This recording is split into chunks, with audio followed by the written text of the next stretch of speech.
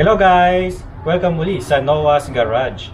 Sa video ito, tatalakayin natin kung bakit ba hindi nag-i-start ang makina ng inyong mga sasakyan. So ano ba yung mga dahilan kung bakit ayaw mag-start ang inyong makina?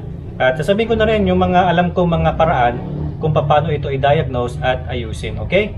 So bago tayo magsimula, pakisuyo na mag-subscribe kayo. Yun.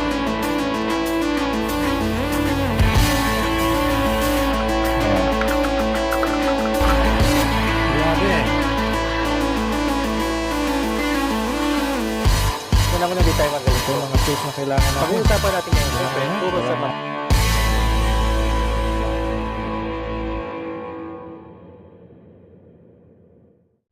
Okay guys, so kapag ini-start ninyo yung makina, ang inyong sasakyan, tapos hindi ito umaandar, wag muna kayong magpapanik. Dahil may mga paraan naman para ma-diagnose ninyo ang inyong sasakyan, para kayo mismo alam ninyo kung anong problema.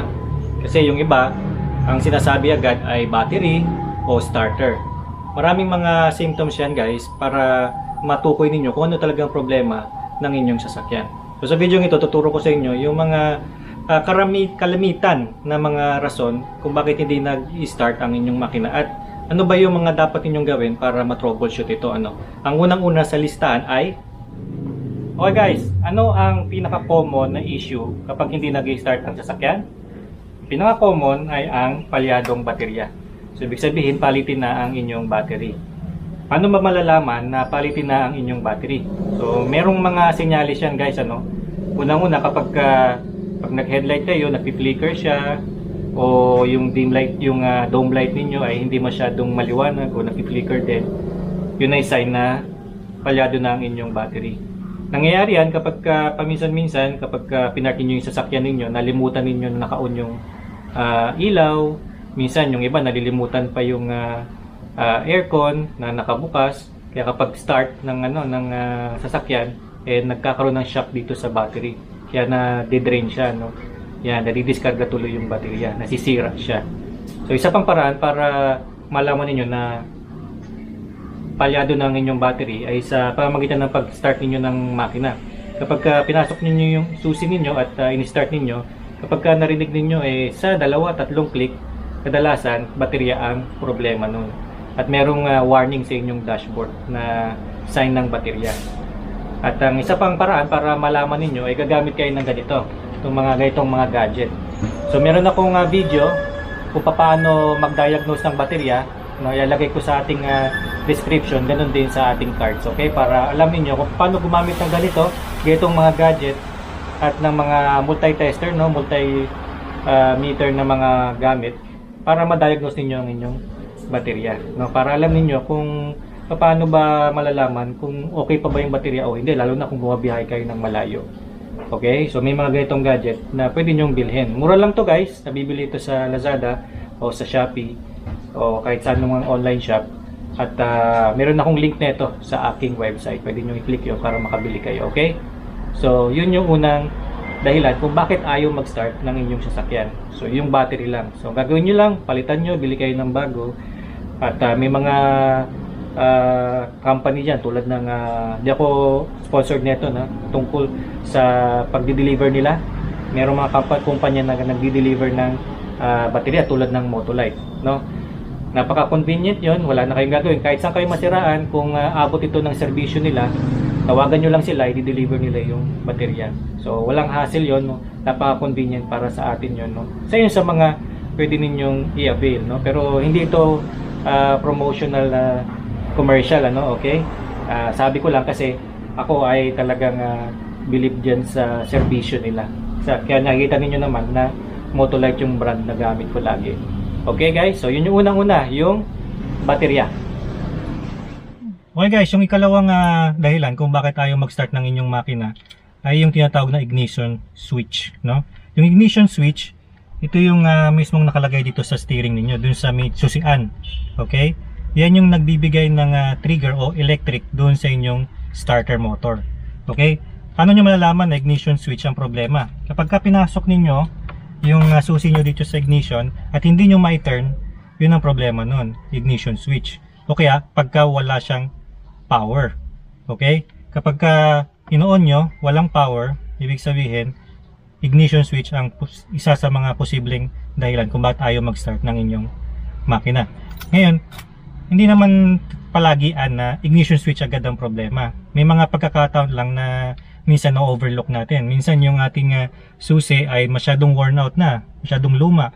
O kaya minsan marami kayong sasakyan, nagkabalik-baliktad yung inyong susi, kaya ayaw mag-start. Hindi nyo mapihit yung susi. Or minsan nakalock yung steering wheel. Siyempre, pag nakalock yung steering wheel, hindi nyo matiturn yung inyong susi. Security features yan ng inyong sasakyan, no? Isa yan sa mga features ng sasakyan ninyo.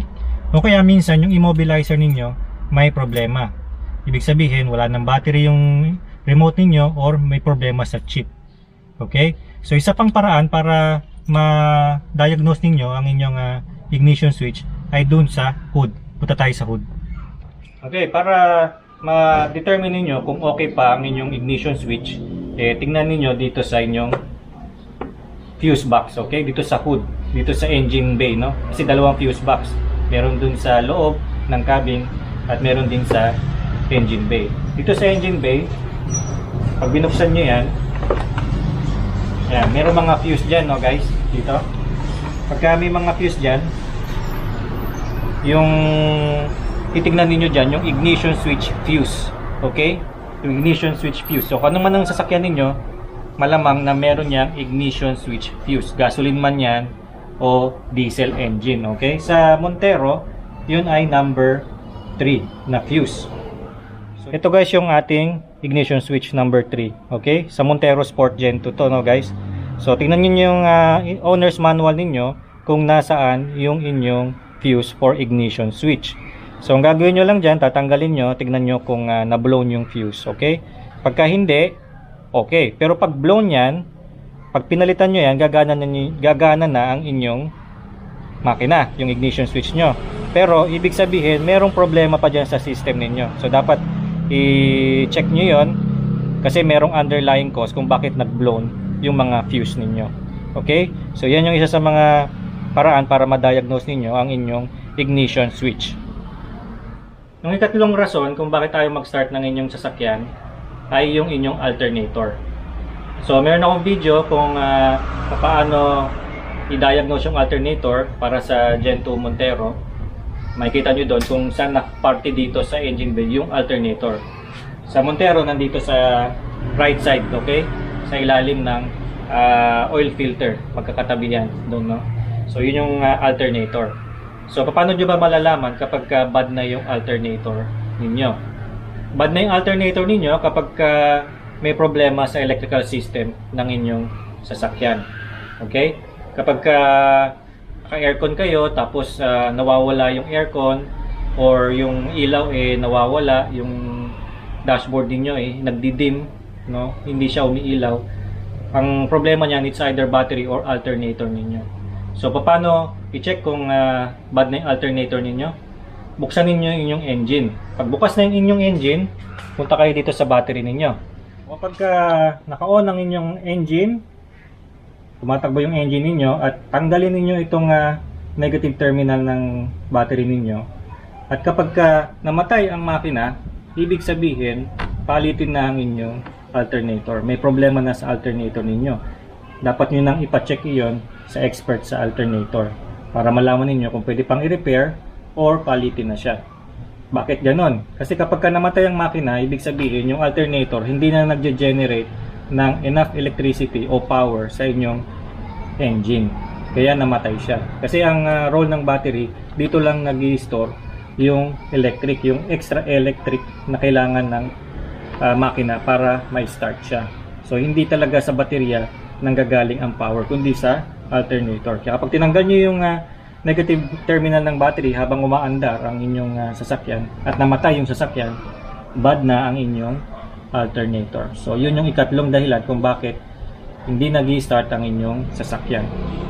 Yung ikapat na dahilan guys kung bakit tayo mag-start ng inyong makina ay sira na ang inyong starter. Yung starter guys ay isang electrical component ng inyong sasakyan na nagbibigay daan para gumana ang inyong engine, no? Para mag-start ang inyong engine.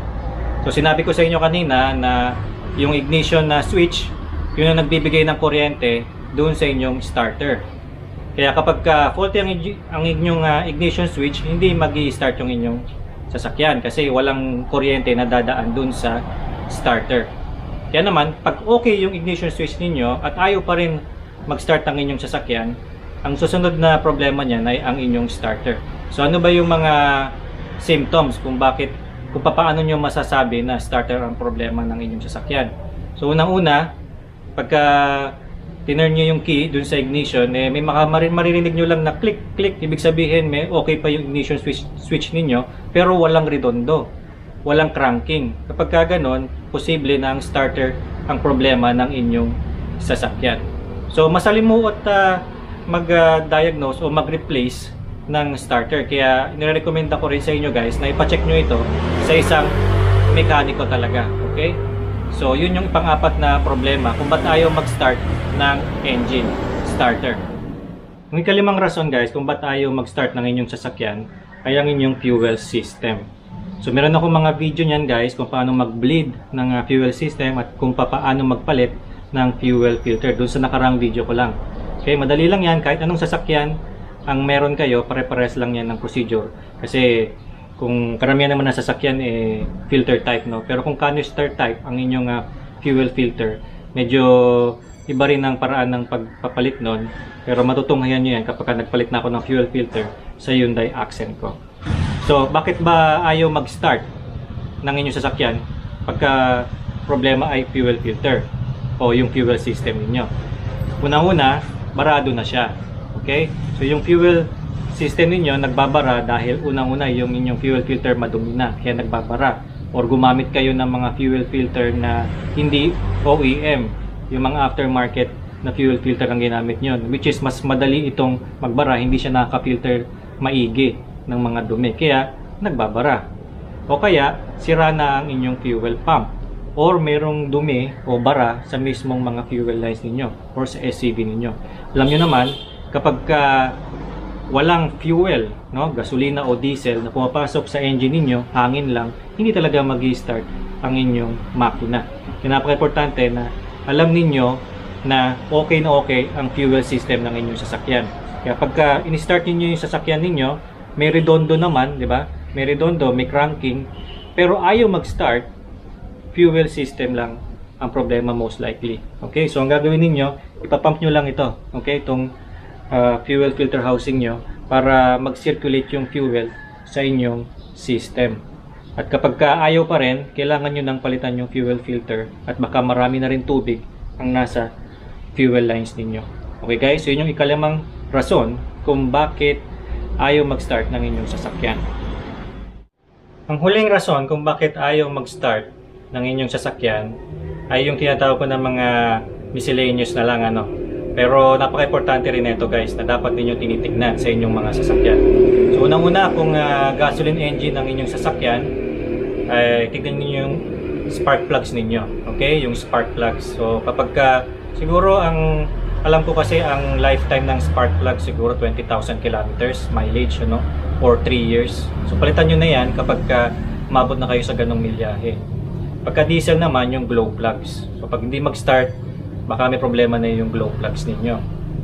Tapos, kailangan nyo ring i-check yung inyong mga fuses. So, sabi ko kanina, yung fuse ng ignition switch, may fuse yan dito sa hood, sa engine na bay natin. So, ano pa ba yung mga dapat yung tignan na mga fuses na nakaka-apekto sa pagbukas ng makina, sa pag-start ng makina? So, andyan yung ignition coil. Andyan yung starter motor, may mga fuse yan. Yung fuel pump, may fuse din yan. At yung alternator, meron ding fuse yan. So marami pang iba. Basically, tignan nyo na rin yung ibang mga fuse ng inyong fuse boxes.